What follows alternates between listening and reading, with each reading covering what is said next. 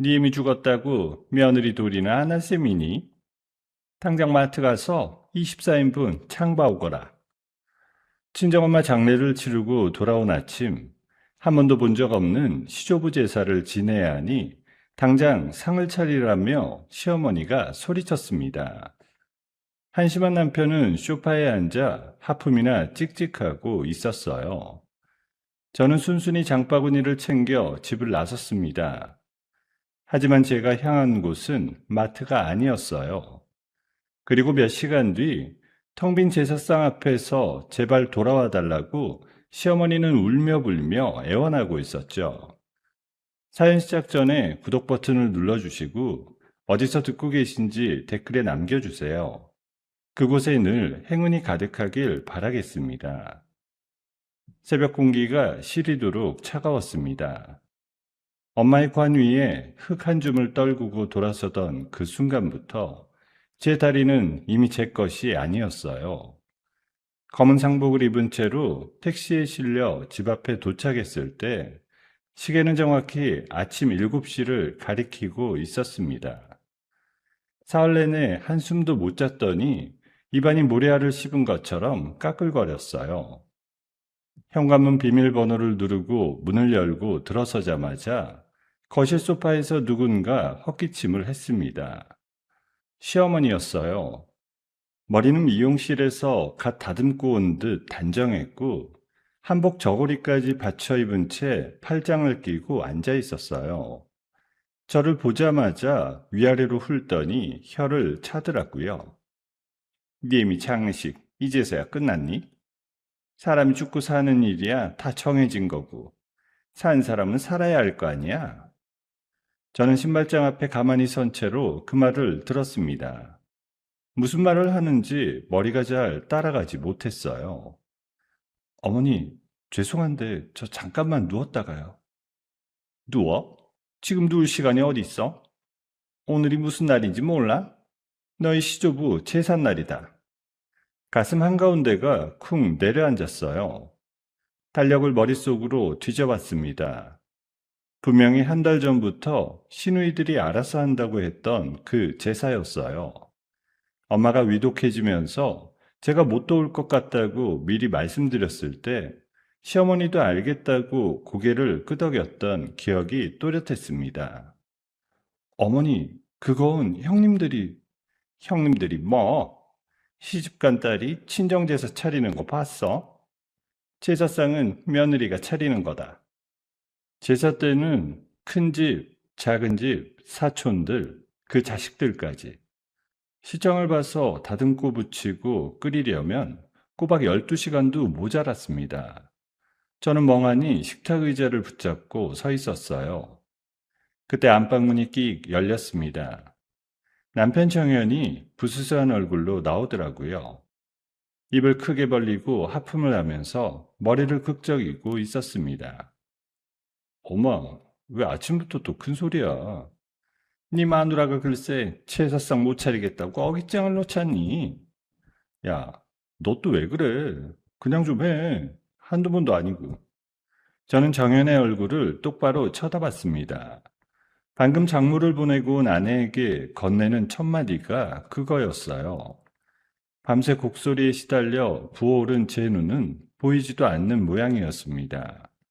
정연은 다시 한번 늘어지게 기지개를 켜더니 냉장고에서 물을 꺼내 벌컥벌컥 들이켰어요. 그 순간이었습니다. 제 안에서 무언가가 툭 끊어지는 소리가 들려왔어요. 5년 동안 팽팽하게 당겨져 있던 줄 하나가 마침내 끊어진 거였습니다.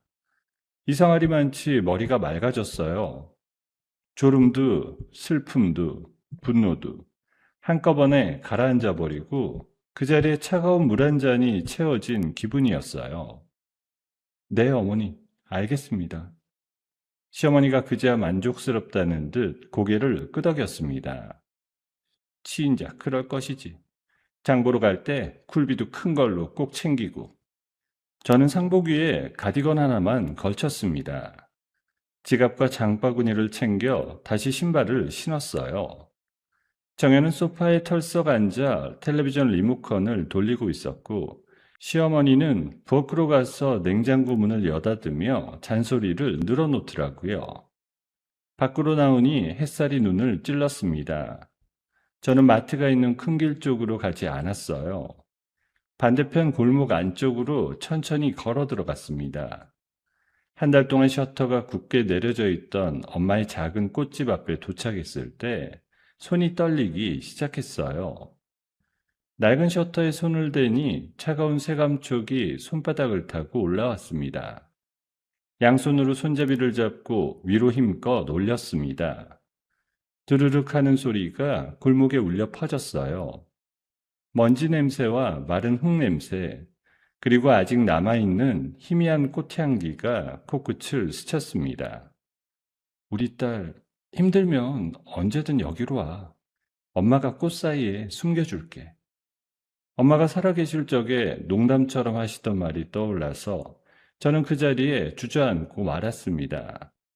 엉엉 우는 대신 입을 꾹 다물고 어깨만 들썩였어요. 울고 있을 시간조차 아까웠거든요. 한참을 그렇게 앉아있다가 자리에서 일어났습니다. 시든 화분을 한쪽으로 치우고 카운터 위에 쌓인 먼지를 손바닥으로 쓱 닦아냈습니다. 그러는 동안 가방 속 휴대전화에서 진동이 울리기 시작했어요. 벨소리가 점점 빨라졌습니다. 저는 휴대전화를 꺼내 액정을 들여다봤어요. 시어머니, 시어머니, 정현, 시어머니, 정현. 빗발치듯 부재중 전화가 쌓이고 있었습니다. 저는 휴대전화를 카운터 위에 엎어두고 빗자루를 들었어요. 해가 중천에 떴을 무렵 결국 한 통을 받았습니다. 시어머니의 비명 같은 목소리가 수화기를 뚫고 나왔어요. 너 인연 어디서 뭐 하는 거야? 마트에 안 갔다며?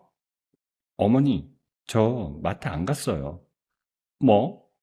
저 지금 친정엄마 꽃집에 있어요. 너 이게 어디서 정신머리 없는 소리를? 저는 시어머니의 말을 가만히 들었습니다. 5년 동안 들었던 말들이 다시 한번 머릿속을 스쳐갔어요. 호르몬이 밑에서 자라서 배운 게 없다는 말, 친정에서 한 푼도 못 받아왔다는 말, 야간 근무 끝나고 들어와도 시아버지 술상부터 봐야 한다던 말, 어느 것 하나 잊은 게 없었습니다. 어머니, 저요, 친정엄마 보내드리고 7시에 들어갔어요. 그런데 어머니는 저한테 잠도 못 자게 하고 24명 제사상을 차리라고 하셨고요. 남편은 그 옆에서 하품만 했어요. 너 지금 누구한테? 저 그 집에 다시 안 들어가요. 수화기 너머에서 시어머니의 숨소리가 거칠어졌습니다. 잠시 후 전화기를 빼앗는 소리가 들리더니 정연의 목소리가 튀어나왔어요. 야, 너 미쳤어? 당장 집에 안 와? 정연아, 빨리 와. 엄마 쓰러지겠다. 우리 이혼하자. 수화기 너머가 일순간 조용해졌습니다. 저는 그 침묵을 즐기듯 한 박자 쉬었습니다. 뭐? 뭐라고 했어 지금? 이혼하자고. 2번 말하게 하지 마. 너 이거 진심 아니지? 야, 너 친정엄마 돌아가셔서 정신이 어떻게 된 거 아니야? 우리 엄마 들먹이지 마. 저는 통화 종료 버튼을 눌렀습니다. 그리고 휴대전화 전원을 아예 꺼버렸습니다. 점심시간이 조금 지났을 무렵 꽃집 유리문이 거칠게 열렸어요. 정연이 시뻘개진 얼굴로 들어서더라고요. 넥타이는 비뚤어졌고 셔츠 단추는 2개가 풀려 있었습니다. 저를 발견하자마자 손가락을 들어 제 얼굴 앞에 들이밀었어요. 야, 야, 너 당장 집에 가자. 엄마가 지금 어떤 상태인지 알아? 알 바 아니야. 뭐? 너 진짜 이혼하겠다는 거야? 이혼은 무슨 이혼이야. 내가 안 해줘. 너 이 집안 망신시키고 어디 가서 잘 살 수 있을 것 같아?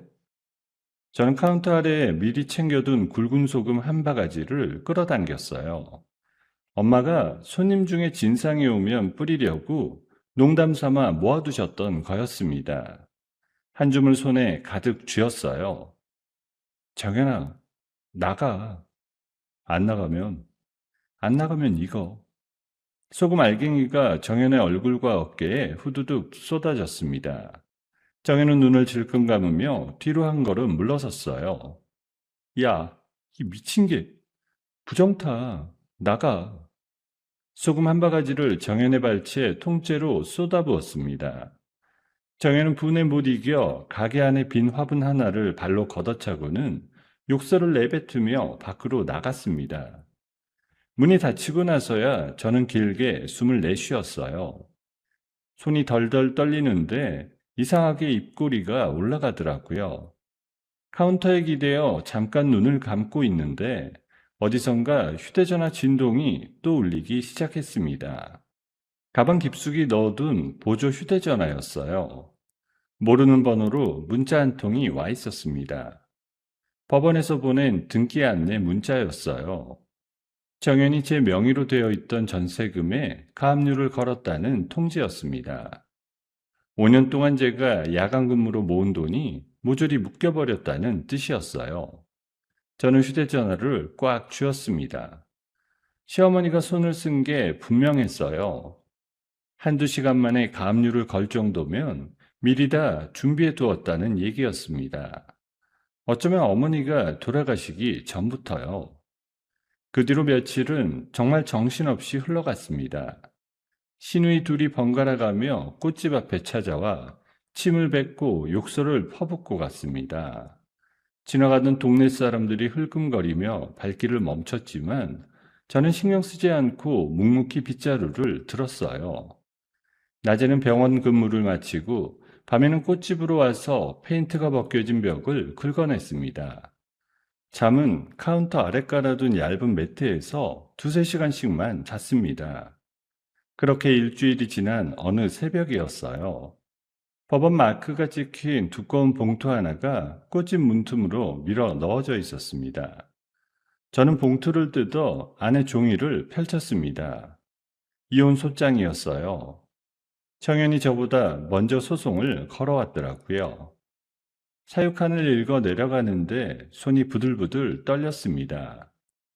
원고의 처는 같은 병원에 근무하는 남자 동료와 부정한 관계를 지속하여 가정을 파탄에 이르게 하였음. 저는 그 자리에 그대로 굳어버렸습니다. 종이를 쥔 손에 힘이 들어가 한쪽 모서리가 구겨졌어요. 숨이 가빠지는데도 분명 머릿속은 차갑게 식어가고 있었습니다. 누가, 왜, 어떻게 이런 거짓말을 꾸며냈을까? 다음날 아침, 저는 정직 처분이 내려지기 전에 마지막으로 출근했습니다. 탈의실에서 가운으로 갈아입는데 동기 간호사들의 시선이 미묘하게 비껴갔어요. 평소처럼 인사를 건네도 어색한 미소만 돌아왔습니다. 저는 그 가운데서 한 사람을 찾고 있었어요.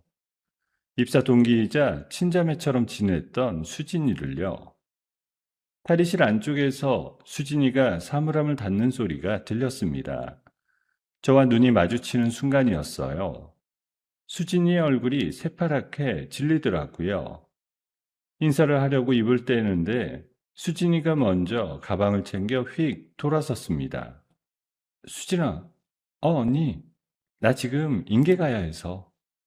수진이가 저를 피해 문을 향해 빠르게 걸어가는 뒷모습을 저는 가만히 바라봤습니다. 그 뒷모습이 어쩐지 낯익었어요. 5년 전 정연이 처음 우리 집에 인사 오던 날 잠깐 잡았던 손의 감촉처럼요. 수진이가 빠져나간 탈의실 문을 한참 바라봤습니다. 머릿속에서 흩어져 있던 조각들이 하나둘 맞춰지기 시작했어요. 지난 명절 정연이 화장실을 다녀온다고 일어나서 1시간 넘게 돌아오지 않았던 밤이 있었습니다. 엄마가 입원해 있던 동안 회식이라며 새벽에 들어왔던 그 수많은 밤들도요. 설마... 그날 저녁 저는 병원 주차장 한 구석에 차를 세워두고 수진이의 퇴근을 기다렸습니다. 수진이는 정문이 아닌 후문 쪽으로 걸어 나갔어요. 그 길가에 검은 세단 한 대가 비상등을 켜고 서 있었습니다. 운전석 창문이 내려가는 순간 제 심장이 멎는 줄 알았어요. 정연이었습니다. 수진이는 익숙하다는 듯 조수석 문을 열고 그 자리에 올라탔습니다. 두 사람이 동시에 웃음을 터뜨리는 모습이 차창 너머로 또렷이 보였어요. 저는 핸들을 꽉 움켜쥐었습니다. 정연의 차를 거리를 두고 따라갔어요. 20분쯤 달리자 정연의 차가 시외곽의 모텔 주차장으로 들어가더라고요. 정연이 먼저 내려 수진이의 손을 잡아주고 수진이가 정연의 팔짱을 끼는 모습을 두 눈으로 봤습니다. 숨이 거칠어지는데 눈물은 한 방울도 나오지 않았어요. 저는 휴대전화를 들어 그 장면을 영상으로 담았습니다. 그날 밤 신혼집으로 돌아갔습니다. 정혜는 모텔에 있을 테니 그 사이가 기회였어요. 서랍에 처박혀 있던 차량용 블랙박스 메모리 카드를 빼냈고 식탁 위에 던져둔 신용카드 영수증 뭉치도 챙겼습니다. 새벽 2시 꽃집 카운터에 앉아 메모리 카드를 노트북에 꽂았어요. 명절 연휴 둘째 날 밤 정연의 차 조수석에 수진이가 앉아 있었습니다. 엄마가 중환자실에 들어가던 그날에도요. 영수증을 펼쳐보니 제가 시어머니 앞에서 야단 맞고 있던 바로 그 시간에 두 사람은 호텔 레스토랑에서 와인을 마시고 있었더라고요. 그래, 이거였구나. 다음날 점심시간 수진이에게 옥상에서 보자고 메시지를 보냈습니다. 옥상문을 열고 들어선 수진이는 머리를 묶고 팔짱을 끼고 있었습니다. 아침에 어색한 미소는 사라지고 자신만만한 표정이 떠올라 있었어요. 수진아, 너 정연이랑 만나지? 아니, 무슨 말이야 그게. 어제 모텔까지 따라갔어. 수진이의 눈동자가 잠깐 흔들렸어요. 하지만 곧 입꼬리를 끌어올리더라고요. 들켰네. 어쩌라고? 어쩌라고? 어차피 정연 오빠는 언니랑 이혼할 거야. 나랑 결혼하기로 했어. 너 진짜 미쳤구나. 손이 떨렸습니다. 저는 한 걸음 다가가 수진이의 뺨을 향해 손을 들었어요. 그 순간이었습니다. 너 뭐 하는 거야? 옥상문이 거칠게 열리며 정연이 뛰어들어왔어요. 수진이를 자기 등 뒤로 감싸 안으며 저를 노려보더라고요. 여러분, 이것 좀 보세요. 우리 와이프가 의부증이 심해서 동료까지 괴롭히고 있어요. 언니, 왜 이러는 거야? 나 무서워. 이미 짠 듯한 손발이었습니다. 계단을 올라오던 다른 간호사들이 발걸음을 멈추고 수군대기 시작했어요. 며칠 뒤 법원에서 또 다른 봉투가 날아왔습니다. 정현석 변호사가 제출한 증거 목록이었어요. 저와 다른 남자 의사가 손을 잡고 걷는 사진이 들어 있었습니다. 얼굴을 자세히 보니 합성은 티가 났지만 법원이 그걸 단번에 알아볼 리 없었어요. 제 목소리를 흉내낸 누군가가 의사와 약속을 잡는 통화 녹취록도 함께였습니다. 다음날 아침 시어머니가 병원 로비에서 시위 중이라는 동기의 문자가 도착했습니다.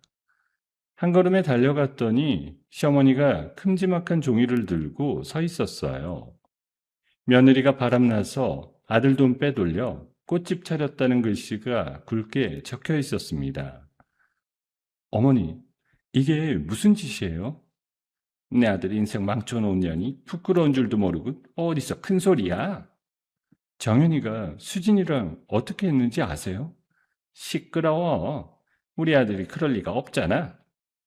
보안요원들이 시어머니를 끌어내려 했지만 바닥에 주저앉아 곡소리를 내며 더 큰 소동을 만들었습니다. 다음날 오후 저는 운영실로부터 무기한 정직 다시 한번 보겠습니다. 다음날 오후 저는 운영실로부터 무기한 정직 통보를 받았습니다. 그날 저녁부터 변호사 사무실을 돌아다녔어요. 이름이 알려진 곳을 차례대로 찾아갔지만 반응은 한결같았습니다. 상대 쪽 로펌이 이쪽 지역에서 제일 큰 곳입니다. 시어머님이 미리 손을 다 써둔 모양이에요. 사진이랑 녹취까지 있는데 이거 뒤집기 쉽지 않습니다. 다섯 번째 사무실에서 마지막 거절을 듣고 나오는데 인테리어 업체에서 전화가 왔습니다. 사장님, 통장 가압류 때문에 공사 대금이 출금이 안 됩니다. 다음 주까지 입금 안 되면 공사 중단해야 돼요. 은행에 달려갔더니 창구 직원이 한숨을 쉬더라고요. 통장이랑 신용카드까지 다 가압류가 걸려 있다고 했습니다. 다음 주 화요일이 첫 가사조사 기일이었어요. 법원 복도에서 수진이가 정연의 팔짱을 끼고 걸어오는 모습이 보였습니다. 저와 눈이 마주치자 수진이가 살짝 고개를 까딱하며 인사를 했어요. 조롱하는 미소였습니다. 조사실 안에서 수진이는 손수건을 꺼내 눈가를 찍어가며 입을 열었습니다. 조사관님, 저는 정말 두 사람을 도우려고 했어요. 그런데 언니가 정현 오빠를 평소에도 못 살게 굴고요. 와이프가 직장 동료랑 따로 만나는 걸 제가 우연히 알게 됐어요. 너무 충격을 받아서요. 조사관이 고개를 끄덕이며 메모를 했습니다. 저는 그 모습을 보면서 입술을 깨물었어요. 하고 싶은 말이 많은데 한마디도 나오지 않았습니다. 조사가 끝나고 법원 밖으로 나오는데 비가 쏟아지기 시작했어요. 우산도 없이 그 비를 그대로 맞으며 꽃집까지 1시간을 걸어갔습니다. 도착한 꽃집은 캄캄했어요. 전기료를 내지 못해 전기까지 끊긴 상태였습니다. 저는 어둠 속에서 더듬더듬 카운터를 짚고 바닥에 주저앉았어요. 무릎 위로 빗물이 뚝뚝 떨어졌습니다. 입을 막아도 새어나오는 울음을 막을 수가 없었습니다. 5년 동안 참아왔던 것들이 한꺼번에 터져 나왔어요. 엄마, 엄마. 천장에서 비 새는 소리가 후두둑 들렸습니다. 멀리서 천둥이 한번 울렸어요. 저는 무릎 사이에 얼굴을 묻고 어깨를 떨었습니다. 그때였어요. 꽃집 앞 골목에 환한 자동차 헤드라이트 불빛 두 줄기가 비쳐 들어왔어요. 유리문 너머로 검은색 고급 세단 한 대가 천천히 멈춰서는 모습이 보였습니다. 운전석 문이 열리고 굽이 낮은 구두 한 켤레가 빗물 고인 아스팔트 위에 사뿐히 내려섰어요. 빗줄기 사이로 또각또각 발소리가 가까워졌습니다. 꽃집 유리문이 끼익 소리를 내며 열렸어요. 베이지색 트렌치 코트를 입은 40대 여자가 우산을 접으며 들어왔습니다. 어두운 가게 안을 한참 살피던 시선이 바닥에 주저앉은 저에게 와서 멈췄어요. 한지영 씨 맞죠? 누구? 서태현이라고 합니다. 3년 전 중환자실에서 한 달 신세졌던 환자요. 기억이 났습니다. 까칠해서 다들 피하던 환자분을 제가 매일 챙겨드렸어요. 퇴원하던 날 명함을 건네고 가셨던 그분이었습니다. 변호사님? 소문 들었어요. 내가 한번 봅시다.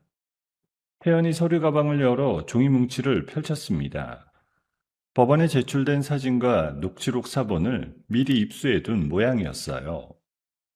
이 사진 그림자 방향이 어긋나 있어요. 합성이에요. 이것도 톤이 중간중간 끊기고 편집한 거고요. 이거 뒤집을 수 있어요. 단 결정적인 한 방이 필요하고요. 태연이 노트를 펼쳤습니다. 정현 씨가 평소에 유난히 손대지 못하게 했던 물건이나 장소 있어요? 저는 머리를 짚었습니다. 하나가 떠오르더라고요. 안방 환풍기요. 결혼 첫 해부터 자기가 직접 청소한다고 절대 손대지 말랬어요. 태연이 입꼬리를 살짝 올렸습니다. 오늘 밤 가요. 정현 씨 어디 있어요? 시댁에 가서 자고 와요. 일어나요. 시간 없어요. 신혼집 비밀번호를 누르고 들어섰습니다. 손전등 불빛의 의지에 안방으로 들어갔어요. 화장대 의자를 끌어다 환풍기 아래에 놓고 올라서서 커버를 비트니 쉽게 빠지더라고요. 손을 안쪽으로 집어넣자 차가운 금속이 닿았습니다. 검은색 휴대전화 한 대와 두꺼운 갈색 노트 한 권이 함께 딸려 나왔어요. 차에 다시 올라타고 휴대전화를 무릎에 올려놓았습니다. 화면에 비밀번호 입력창이 떴어요. 집히는 거 있어요? 수진이 생일이 동지 무렵이라고 했어요. 1221 다음에 4번 끝 4자리를 입력했어요. 삐 하는 소리와 함께 화면이 열렸습니다. 카톡 채팅방 가장 위에 시어머니, 정현, 수진이 3명이 있는 단체방이 떠 있었어요. 대화 내용을 위로 올려가며 읽어 내려가는데 손가락이 차갑게 굳어갔습니다. 그 며느리 외도녀로 몰아야 위자료 한 푼도 안 줄 수 있다. 사진은 합성팀에 맡기면 돼요. 의사 선배도 섭외해 놨고요. 우리 며느리는 너밖에 없어. 그 천한 거 보내버리고 나면 가족이 다 행복할 거다. 화면을 보던 손가락이 멈췄습니다. 숨쉬는 것조차 잊었어요. 태연이 옆에서 묵묵히 저를 지켜보다가 입을 열었습니다. 이게 우리가 찾던 그 한방이에요. 다음날 아침 태연이 정연 쪽에 내용 증명을 보냈습니다. 3시간도 채 지나지 않아 시어머니에게서 답이 왔는데 정연을 돕는 내용이 아니었어요. 모든 죄를 수진이에게 뒤집어 씌우는 진술서였습니다. 며느리가 외도하도록 누명을 씌운 건 수진이고 자기와 아들은 속았다는 내용이었어요. 시어머니가 꼬리 자르기 시작했네요. 아들만 살리려고요. 정말 끝까지 더럽네요. 곧 수진 씨가 움직일 거예요. 혼자 죽을 수는 없으니까요. 그날 오후 3시쯤 꽃집 유리문이 거칠게 열렸습니다. 수진이가 머리는 산발에 화장은 얼룩진 채로 들이닥쳤어요. 야, 이년아, 너 때문에 내 인생 다 망쳤어. 네 인생 네가 망친 거지. 내가 망쳤니? 시어머니가 나만 잘났다고. 정현 오빠도 전화 안 받아. 이용당하고 버려진 거지. 수진이가 카운터 위 화병을 손으로 쓸어 떨어뜨렸습니다. 깨진 유리 조각 하나를 손에 쥐고 저를 향해 다가왔어요. 그 순간 가게 뒤편에서 태연이 성큼성큼 걸어 나왔습니다. 데뷔하고 있던 모양이었어요. 태연이 한 손으로 수진이의 손목을 비틀어 유리 조각을 떨어뜨리고 어깨를 눌러 바닥에 무릎 꿇렸습니다. 신고했어요. 곧 도착할 거예요. 5분도 채 지나지 않아 경찰관 2명이 들어왔습니다. 수진이는 경찰차에 실려가면서까지 욕설을 멈추지 않았어요. 이튿날 태연이 경찰서에서 받은 진술조서 사본을 들고 왔습니다. 수진이가 결국 모든 것을 털어놓았더라고요. 합성사진 비용을 시어머니가 댄 것, 정인이 녹취록 편집을 지시한 것까지요. 더 이상 빠져나갈 구멍이 없어요. 재판 사흘 남았어요. 그날 저녁 꽃집 문이 다시 조심스럽게 열렸습니다. 정연이었어요. 어깨는 축 처져 있었고 2눈은 푹 꺼져 있었습니다. 저를 보자마자 그 자리에 무릎을 꿇었어요. 지영아, 한 번만 살려줘. 뭐? 소송 취하해주면 위자료 안 받아도 돼. 아파트 명의 너한테 다 넘길게. 너희 엄마는? 엄마 모르게 할게. 수진이가 먼저 꼬셔서 잠깐 정신이 나갔던 거야. 저는 카운터 위에 켜둔 작은 녹음기를 손가락으로 슬며시 가렸습니다. 빨간 불빛이 깜빡이고 있었어요. 정현은 그것도 모르고 계속 말을 쏟아냈습니다. 어머니가 가압류를 어떻게 걸었는지, 합성사진을 어떻게 만들었는지 전부요. 지영아, 다시 시작하자. 응? 저는 카운터에 유리잔을 들어 안에 찬물을 정현의 얼굴에 그대로 부어버렸습니다. 법정에서 봐. 지영아, 나가. 정현이 비틀거리며 가게 문을 밀고 나갔습니다. 저는 녹음기를 집어들어 정지 버튼을 눌렀어요. 태연이 가게 안쪽에서 걸어 나오며 짧게 박수를 쳤습니다. 잘했어요. 아주 잘했어요. 재판 당일 아침이 밝았습니다. 어두운 회색 정장을 차려입고 거울 앞에 섰습니다.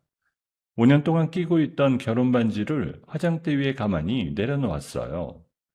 법원 계단 앞에 차가 멈춰 섰습니다.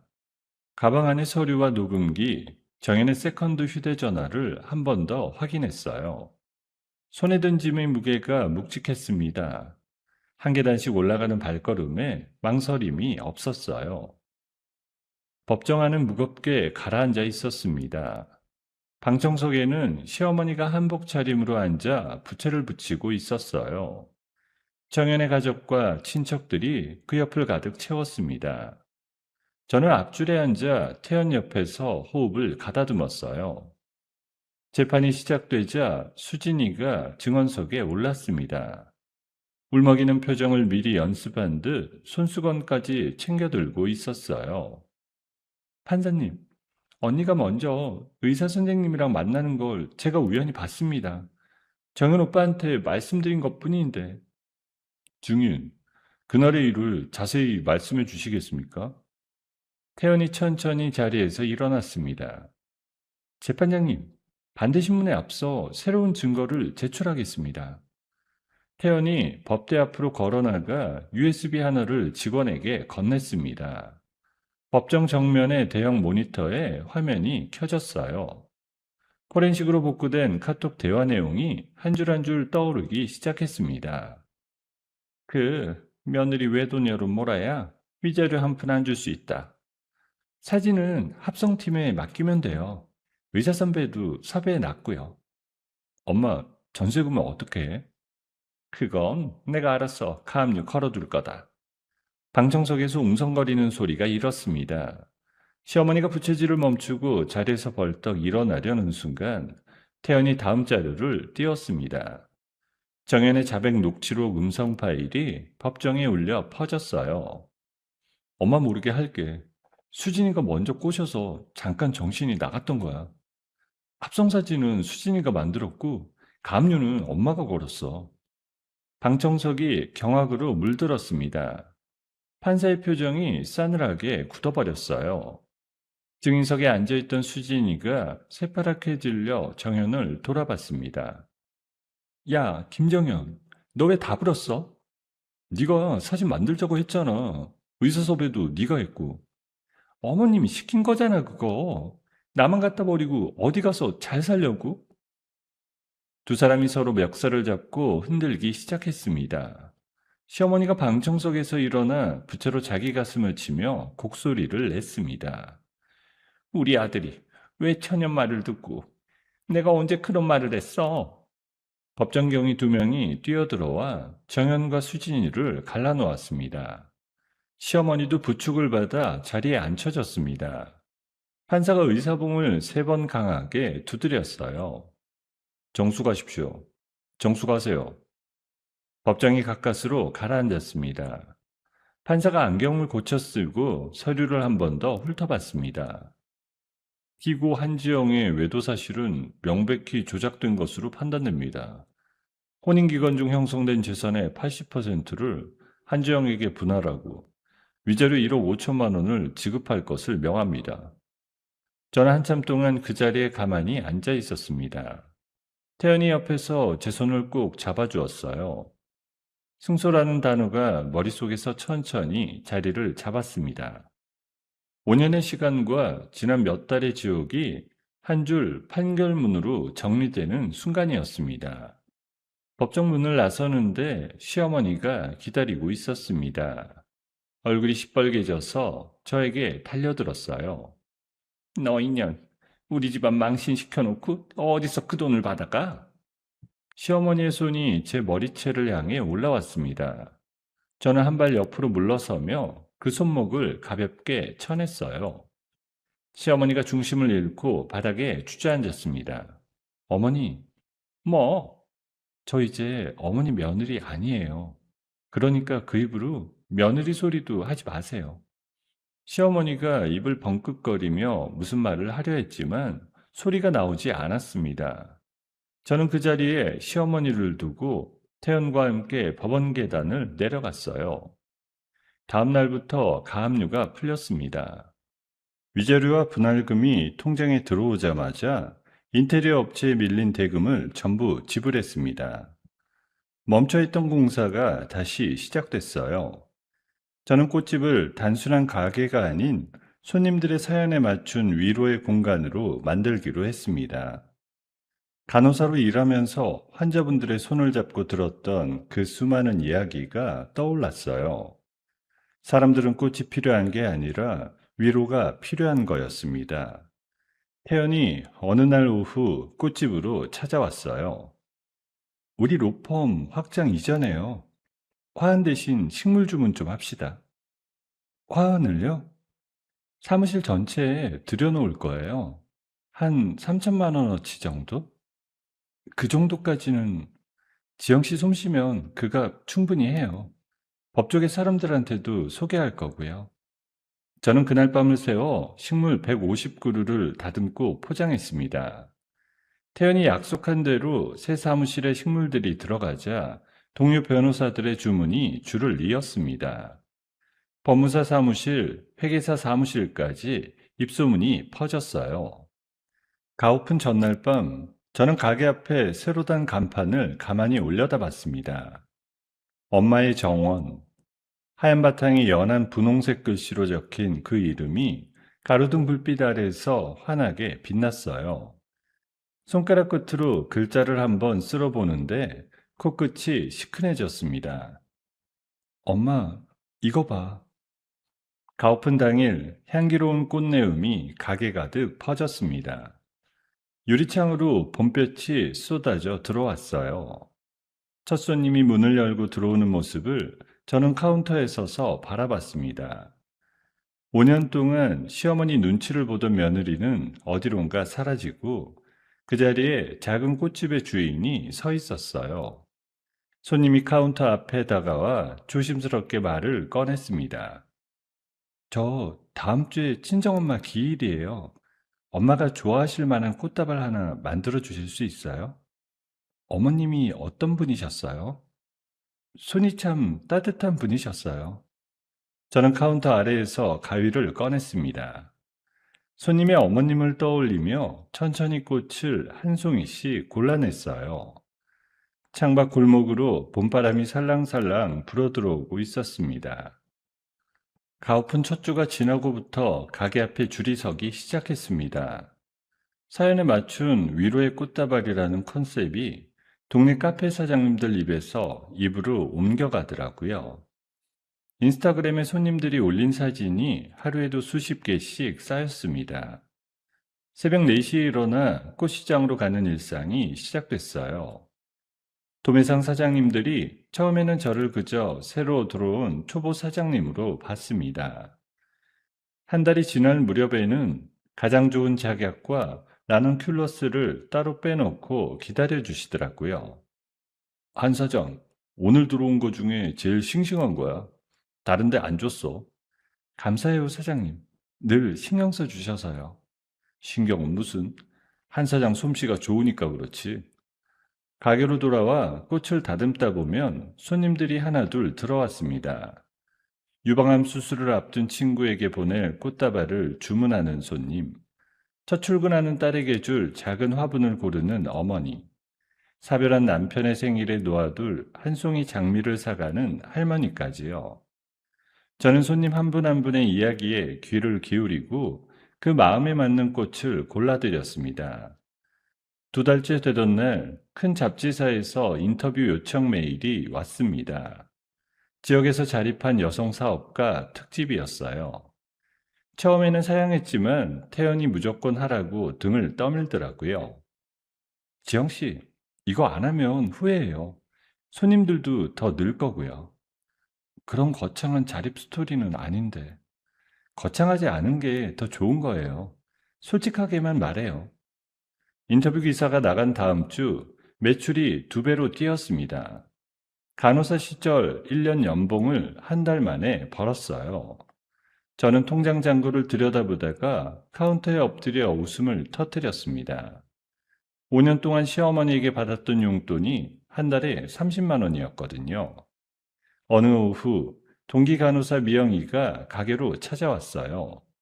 손에 작은 화분 하나를 들고서요. 언니, 그때 옥상 사건 때 같이 못 있어줘서 미안해. 됐어. 다 지난 일이야. 그런데 언니 알고 있어? 정현 씨 공무원도 잘렸대. 잘렸어? 불륜이랑 사문서 위조, 그게 다 인사위원회에 올라갔대. 수진이도 다른 병원에 이력서 냈는데 다 떨어졌다더라. 저는 잠시 가위질을 멈췄습니다. 통쾌한 마음이 들 줄 알았는데 의외로 담담했습니다. 이미 다른 세상에 와 있는 듯한 기분이었어요. 잘 살든 못 살든 이제 나랑 상관없는 일이야. 언니 진짜 멋있어졌어. 미영이가 돌아간 뒤 저는 거울 앞에 잠깐 섰습니다. 며느리 시절에 수척했던 얼굴은 어디론가 사라지고 없었어요. 머리는 짧게 단발로 잘랐고 눈가에는 옅은 화장이 얹혀 있었습니다. 가게 유니폼인 베이지색 앞치마가 의외로 잘 어울리더라고요. 봄이 깊어가던 어느 토요일이었습니다. 태연이 가게 앞에 큰 트럭을 한 대 끌고 나타났어요. 트럭 짐칸에는 바베큐 그릴과 야외용 테이블, 그리고 와인박스가 가득 실려 있었습니다. 오늘 매출 최고 찍은 거 축하해야지. 그게 다 뭐예요? 상가 번영회 분들이랑 같이 먹으려고 내가 다 쌌어. 상가 골목에 테이블이 펼쳐졌습니다. 빵집 사장님, 미용실 원장님, 옆 카페 부부, 세탁소 할아버지까지 모두 모였습니다. 숯불에 고기를 굽고 와인잔을 부딪히는 소리가 골목에 가득했어요. 한 사장, 이 골목 살린 게 한 사장이야. 진짜요? 우리 가게도 손님이 2배로 늘었어. 한 사장 보러 왔다가 머리도 하고 가더라고. 우리 같은 늙은이까지 살려준 거지, 한 사장이. 저는 잔을 들고 자리에서 일어났습니다. 다들 절 받아주셔서 제가 더 감사해요. 엄마가 이 골목에서 30년 장사하셨거든요. 엄마 자리를 지켜주신 분들이세요. 박수 소리가 골목에 퍼졌습니다. 그때였어요. 골목 끝 가로등 아래에 누군가 서 있는 모습이 눈에 들어왔습니다. 한복 차림에 부채를 손에 쥔 시어머니였어요. 저를 발견하고 황급히 뒷걸음질을 치더라고요. 저는 와인잔을 든 채 그 자리에 가만히 서서 시어머니를 바라봤습니다. 시어머니의 얼굴이 분노와 질투로 일그러져 있었어요. 화려한 파티장의 불빛과 웃음소리가 시어머니의 등 뒤로 쏟아지고 있었습니다. 시어머니는 부채를 떨어뜨릴 듯 황급히 골목 모퉁이로 사라졌어요. 저는 입가에 옅은 미소를 띤 채 다시 자리로 돌아왔습니다. 태연이 제전에 와인잔을 채워주며 한쪽 눈을 찡긋했어요. 봤어요? 저분?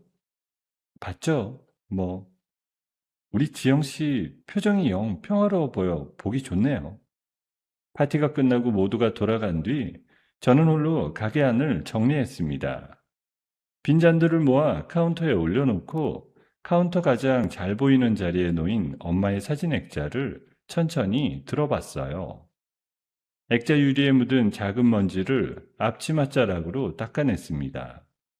사진 속 엄마는 꽃집 앞에서 활짝 웃고 있었어요. 엄마, 저는 액자를 가슴에 한번 안았습니다. 엄마, 나 이제 진짜 잘 살고 있어. 누구 눈치도 안 보고, 누구한테 야단도 안 맞고. 눈가에 맺힌 눈물 한 방울이 손등으로 떨어졌습니다.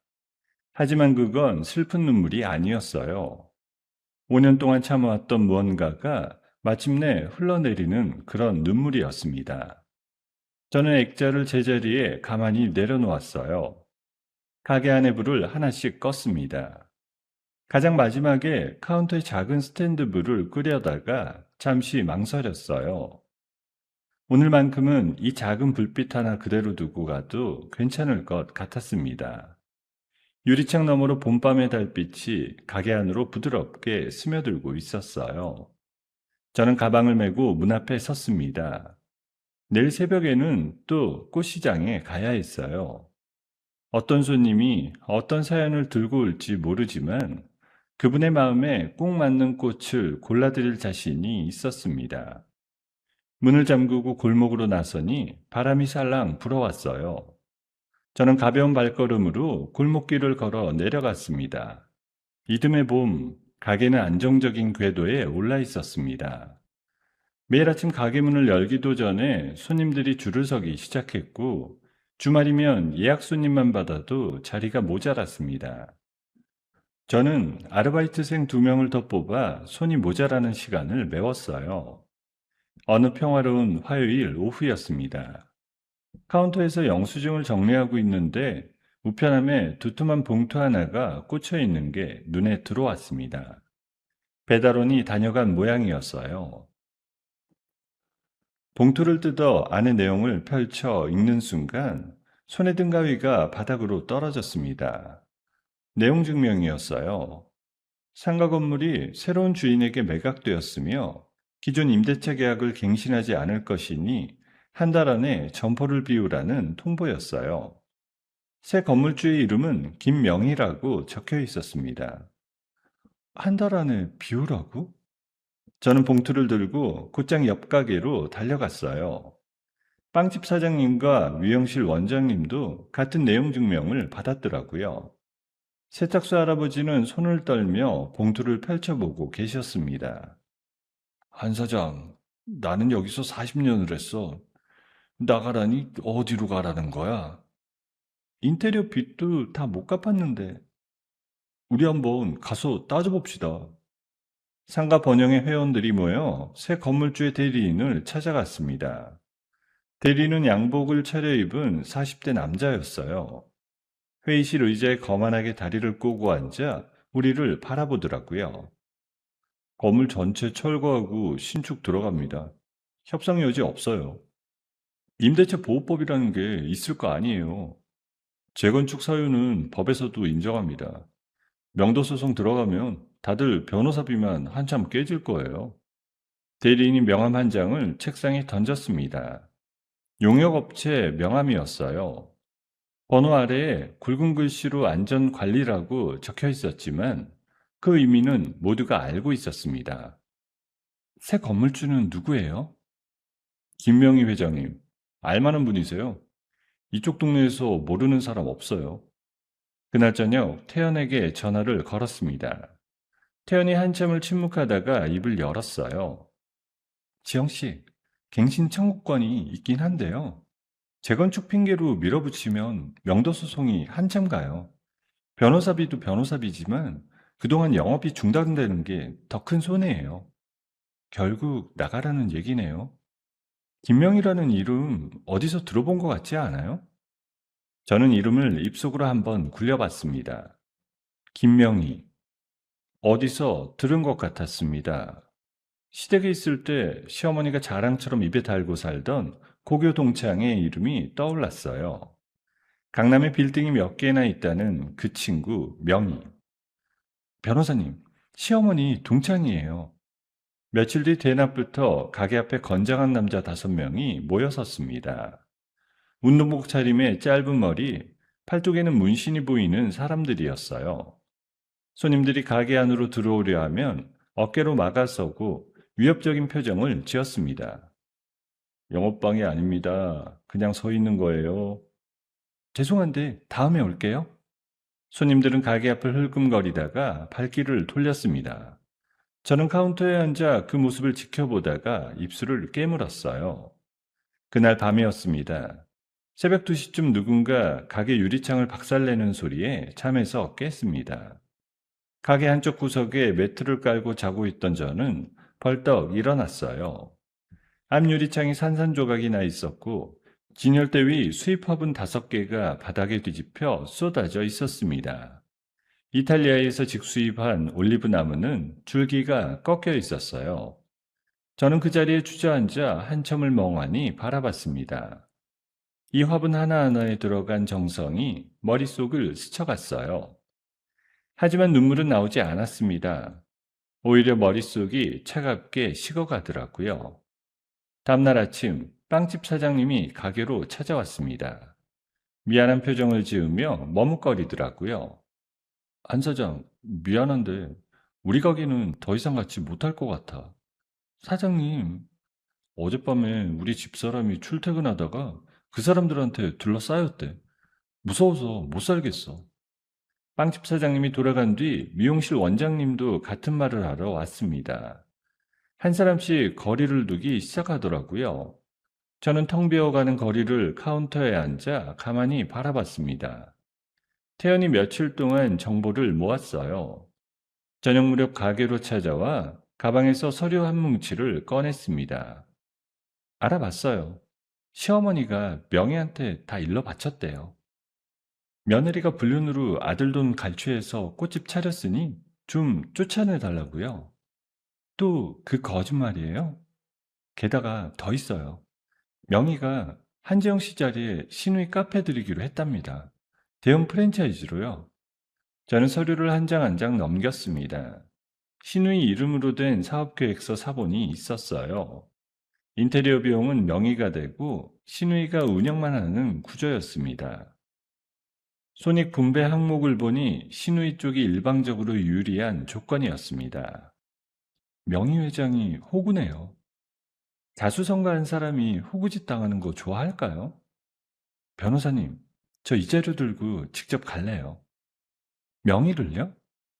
어차피 변호사 통해서는 시간 끄는 거잖아요. 직접 만나서 진실 보여줄 거예요. 그날 밤 익명의 번호로 전화가 한 통 걸려왔습니다. 저는 떨리는 손으로 통화 버튼을 눌렀어요. 수화기 너머로 시어머니의 목소리가 흘러나왔습니다. 일부러 변조한 듯한 낮은 목소리였어요. 근본 없는 년이 결국 길바닥에 나앉게 생겼네. 어머니, 목소리 다 들려요. 그래, 나다. 어쩔래? 어머니, 저한테 잘못 거셨어요. 잘못은 무슨. 이번엔 누구 도와줄 변호사도 없을 텐데. 어디 한번 버텨봐. 전화가 일방적으로 끊겼습니다. 저는 휴대전화를 카운터에 내려놓고 한참을 가만히 서 있었어요. 5년 동안 시어머니 앞에 무릎 꿇었던 며느리는 이미 죽고 없었습니다. 지금 이 자리에 서 있는 건 작은 꽃집 하나를 지켜온 사장이었어요. 저는 다음날 새벽에 입을 정장을 꺼내 옷걸이에 걸어두었습니다. 손가락 끝이 차가워졌지만 그 안에서 뜨거운 뭔가가 다시 끓어오르기 시작했어요. 가게 한가운데 서서 박살난 유리창에 임시로 붙여둔 청테이프를 한번 쓸어봤습니다. 다음날 아침 8시, 저는 검은 정장에 진주 귀걸이를 달고 가게 문을 나섰습니다. 태연이 미리 알아봐준 주소는 강남의 최고급 주상복합 펜트하우스였습니다. 지하주차장 입구에서 차에서 내린 뒤 정문 앞 하단 옆에 자리를 잡고 섰어요. 명희가 출근할 시간을 기다리는 중이었습니다. 9시 반쯤 검은 외제차 한 대가 지하에서 천천히 올라왔어요. 경원으로 보이는 남자 2명이 차에서 먼저 내려 주변을 살폈습니다. 저는 한 걸음 앞으로 나가 차 앞을 가로막았어요. 비켜요. 다칠 수 있습니다. 분명히 회장님께 드릴 말씀이 있어요. 약속 잡고 오세요. 경원이 제 어깨를 잡으려 했습니다.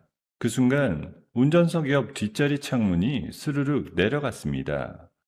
짙은 회색 정장에 진주 목걸이를 한 60대 여자가 저를 바라보고 있었어요. 명희였습니다. 누구야? 한지영입니다. 회장님이 쫓아내려는 그 꽃집 사장이요. 시간 없어. 5분만요. 회장님이 호구 잡힌 이야기예요. 명희의 눈썹이 살짝 올라갔습니다. 한참을 저를 노려보다가 운전기사에게 뭔가 짧게 지시했어요. 호텔 커피숍으로 와. 근처 호텔 라운지의 가장 안쪽 테이블에 명희가 앉아 있었습니다. 저는 가방에서 서류를 꺼내 명희 앞에 차곡차곡 내려놓았어요. 대법원 직인이 찍힌 이혼 판결문, 위자료 송금 내역서, 그리고 신우이의 사업계획서 사본이었어요. 이게 다 뭐야? 시어머니가 회장님께 뭐라고 했어요? 며느리가 바람나서 아들 돈 빼돌렸다고요? 그렇게 들었어. 이거 한번 읽어보세요. 외도한 건 시어머니 아들이고 그 상대는 제 직장 동료였어요. 명의가 서류를 한 장씩 천천히 넘겼습니다. 판사의 판결 내용을 2번, 3번 다시 읽더라고요. 저는 가방에서 작은 휴대전화 하나를 꺼냈습니다. 그리고 이거 한번 들어보세요. 뭐야? 신우이가 친구한테 자랑한 거예요. 휴대전화에서 신우이의 목소리가 흘러나왔습니다. 명희 이모, 진짜 호구잖아. 인테리어비 다 대주고 우리는 운영만 하면 돼. 엄마가 다 깔아놓은 자리야. 그 이모 부자 아니야? 별거 아닌가?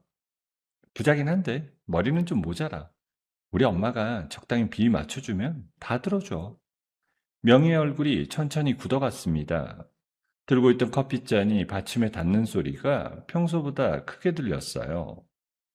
정말로 영자가 그랬어? 영자 어머니가 회장님 친구라는 걸 이용한 거예요. 자기 딸 카페 차려주려고요. 명희가 잠시 눈을 감았습니다. 손가락이 떨리는 게 보였어요. 60평생 사람 보는 눈 하나로 일군 자존심이 무너지는 순간이었습니다.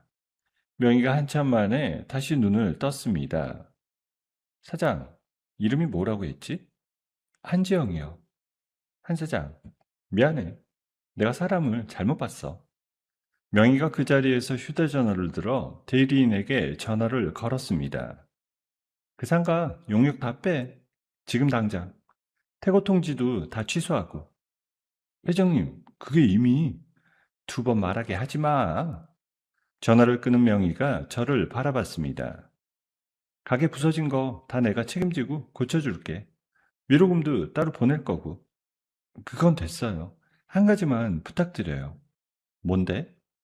회장님 방식대로 갚아주세요. 명희가 잠시 저를 바라보다가 입가에 옅은 미소를 띄었습니다. 무슨 뜻인지 단번에 알아들은 모양이었어요. 다음 주에 동창회가 있어. 와인 한 잔 들고 와봐. 가서 봐드릴게요. 다음 주 토요일 시내 최고급 호텔의 글랜드 볼룸에서 시어머니의 고교 동창회가 열렸습니다. 수백 명의 동창들이 화려한 한복과 정장을 차려입고 모여 있었어요. 시어머니는 머리부터 발끝까지 한껏 치장하고 입구에서 손님들을 맞고 있었습니다. 오늘의 최고 기빈인 명희를 자랑하기 위해 동창회를 직접 주관한 모양이었어요. 저는 행사장 뒤편 직원 출입구 쪽에 조용히 서 있었습니다. 연단 위로 명희가 우아하게 올라가 마이크를 잡았습니다. 사랑하는 동창 여러분, 오늘 저를 초대해 주셔서 감사합니다. 박수 소리가 잔잔하게 울렸습니다. 시어머니가 가장 앞자리에서 어깨를 으쓱하며 주변을 둘러봤어요. 그런데 오늘 제가 축사 대신 다른 이야기를 하나 들려드리고 싶어요. 사람 사이의 신뢰가 얼마나 쉽게 무너지는지에 대해서요. 연단 뒤 대형 스크린이 환하게 켜졌습니다. 시어머니가 변조된 목소리로 저에게 협박 전화를 걸었던 음성 녹취록이 가장 먼저 흘러나왔어요. 근본 없는 년이 결국 길바닥에 나앉게 생겼네. 방청석이 술렁이었습니다. 시어머니가 자리에서 벌떡 일어났어요. 명희야, 이게 무슨 짓이야? 다음은 정연이 어머니 아들 이혼 판결문이에요. 외도한 건 며느리가 아니라 아들이었어요. 스크린에 판결문이 큼지막하게 떠올랐습니다. 신우이의 사업계획서와 통화 녹취록까지 차례대로 화면을 채웠어요. 방청석 곳곳에서 비명에 가까운 탄성이 터져나왔습니다. 시어머니의 얼굴이 새파랗게 질려갔어요. 정연이 어머니, 남의 피눈물로 세운 체면은 그렇게 무너지는 거예요. 명희가 시어머니 앞으로 천천히 걸어갔습니다. 한 손에 들고 있던 와인잔을 시어머니 얼굴을 향해 그대로 부어버렸어요. 붉은 와인이 시어머니의 한복 저고리를 흥건히 적셨습니다. 오늘부로 우리 동창회에서 제명이야. 다시는 내 앞에 나타나지 마. 시어머니가 비명을 지르며 두 손으로 얼굴을 감쌌습니다. 주변 동창들이 일제히 시어머니에게서 등을 돌렸어요. 누군가는 휴대전화로 그 장면을 찍었고 누군가는 혀를 차며 자리를 떴습니다. 시어머니가 그 자리에서 다리가 풀려 바닥에 주저앉았어요. 얼굴이 시퍼렇게 변하더니 그대로 옆으로 쓰러졌습니다. 응급 구조 요청 신호가 울리고 구급차의 사이렌 소리가 멀리서 가까워졌습니다. 저는 행사장 뒤편에서 그 모든 광경을 가만히 지켜봤어요. 시어머니가 들것에 실려 나가는 동안 사람들의 손가락질과 수군거림이 사방에서 쏟아졌습니다. 명희가 저를 발견하고 가까이 다가왔어요. 무거운 표정으로 한번 고개를 끄덕여 보였습니다. 끝났어. 감사합니다. 한 사장, 그 가게 잘 지켜. 저는 호텔 로비를 빠져나와 차에 올랐습니다. 운전석 옆에 앉은 태연이 시동을 걸며 한쪽 입꼬리를 올렸습니다. 후련해요? 후련하지는 않아요. 그냥 끝났다는 느낌이에요. 차창 밖으로 호텔의 화려한 조명이 점점 멀어졌어요. 저는 무릎 위에 가방을 한 번 꾹 끌어안았습니다. 시어머니의 마지막 모습이 머릿속을 한번 스치고 지나갔지만 그 자리에 들어선 건 어떤 통쾌함도 아니고 슬픔도 아니었습니다. 그저 5년이라는 긴 시간이 마침내 닫히는 묵직한 소리뿐이었어요. 1년이 지났습니다. 시어머니는 동창회 사건 이후로 뇌졸중 후유증을 앓으며 요양병원에 누워있다는 소식이 전해졌어요. 천문학적인 병원비를 감당해야 하는 사람은 정연이었습니다. 공무원에서 파면된 뒤 일용직 자리를 전전한다는 이야기가 빵집 사장님 입을 통해 흘러들어왔어요. 시누이들은 서로 어머니 병원비를 떠넘기며 등을 돌렸고 그 시끌벅적했던 시댁 식구들은 뿔뿔이 흩어져 연락이 끊겼다고 했습니다. 봄볕이 따스하던 어느 오전 명희가 가게로 찾아왔어요. 손에 두툼한 서류 봉투를 들고서요. 한 사장, 나 이 건물 관리하는 게 영 귀찮아. 갑자기 무슨 말씀이세요? 시세보다 15% 깎아줄게. 한 사장이 사. 회장님, 그건 너무 큰 결정인데요. 한 사장이 주인이어야 이 골목이 살아. 나는 보는 눈이 있는 사람이야.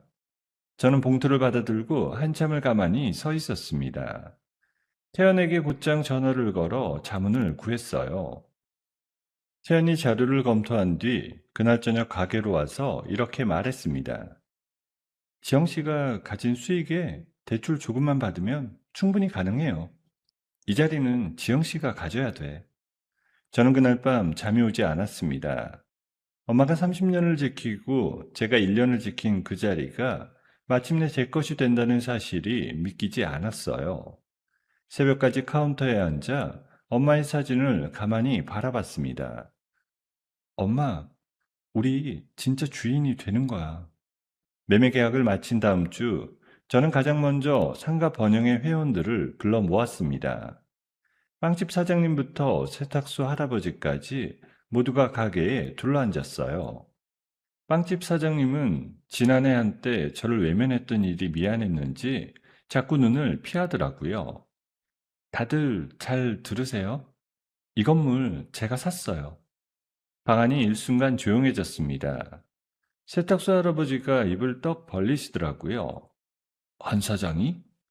오늘부터 5해 동안 임대료 동결할 거예요. 한 푼도 올리지 않겠습니다. 한 사장, 어떻게 이런 결정을? 그때 모두 절 도와주셨잖아요. 이 골목을 지킬 사람은 우리예요. 빵집 사장님이 자리에서 일어나 저에게 다가왔습니다. 머리를 푹 숙이더라고요.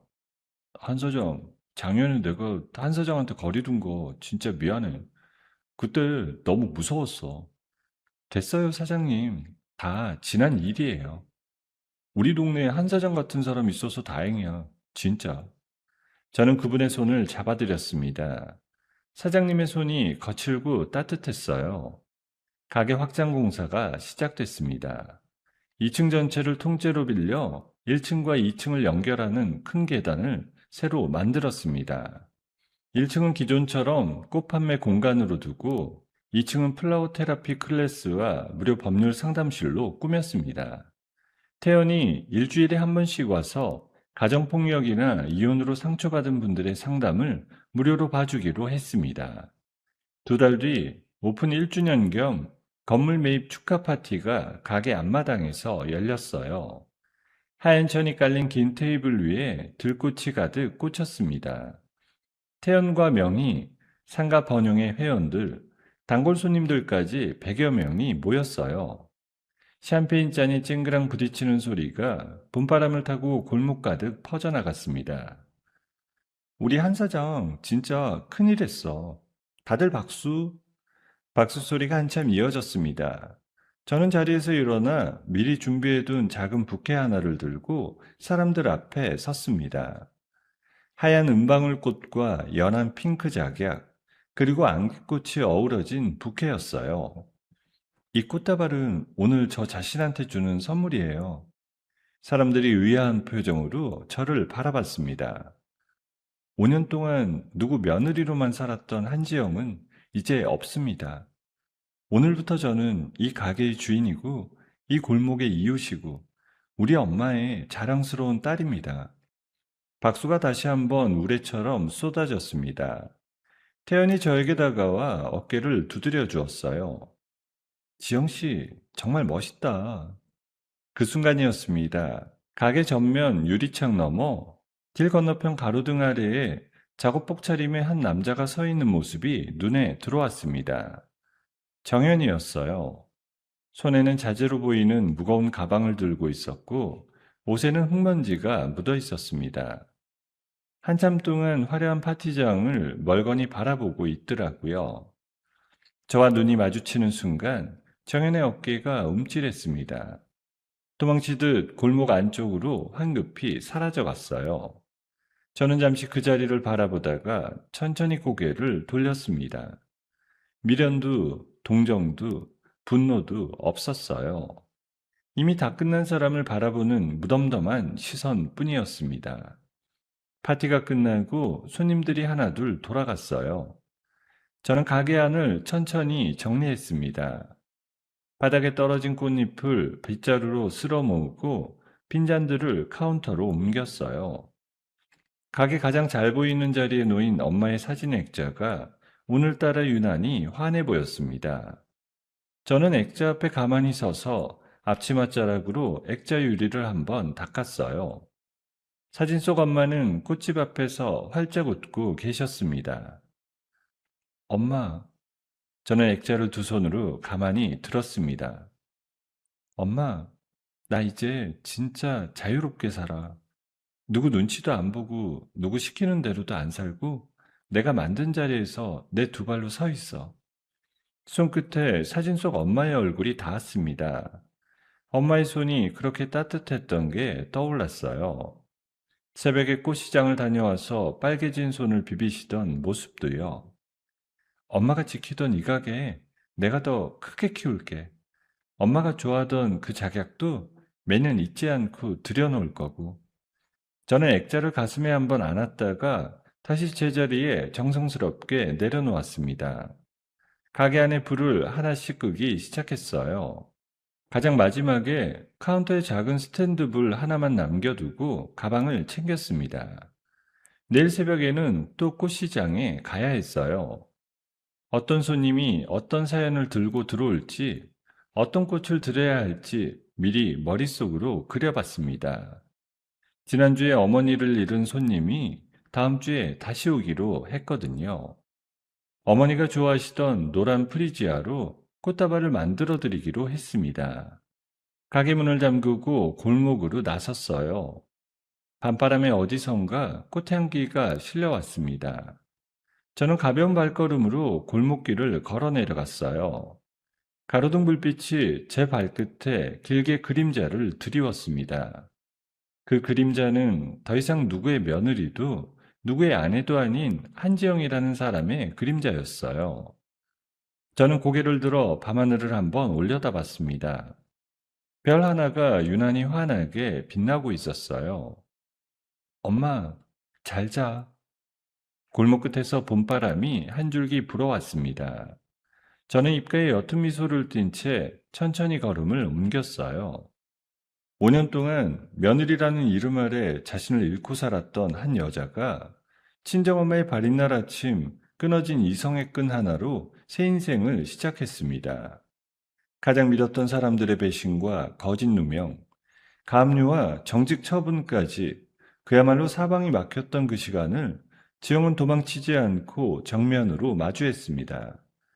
손에 쥔 거라곤 엄마가 남기신 낡은 꽃집 하나뿐이었지만 그 안에서 지영은 자신만의 정원을 일구어냈어요. 누군가의 며느리도 누군가의 아내도 아닌 한지영이라는 한 사람으로 우뚝 서기까지 흘린 눈물과 인내가 결국 가장 단단한 뿌리가 되었습니다. 지영의 이야기가 지금 어딘가에서 비슷한 시간을 견디고 계신 분들께 작은 위로가 되었기를 바랍니다. 참는 것이 미덕이라는 말에 묶여 자신을 잃어가고 계신다면 한 번쯤은 지영처럼 셔터를 올리는 용기를 내보셔도 괜찮습니다. 가장 어두운 새벽 뒤에는 반드시 봄볕이 찾아오니까요. 여러분, 오늘의 이야기를 어디서 듣고 계신가요? 구독 버튼을 눌러주시고 댓글에 남겨주시면 감사한 마음으로 인사드리겠습니다. 감사합니다.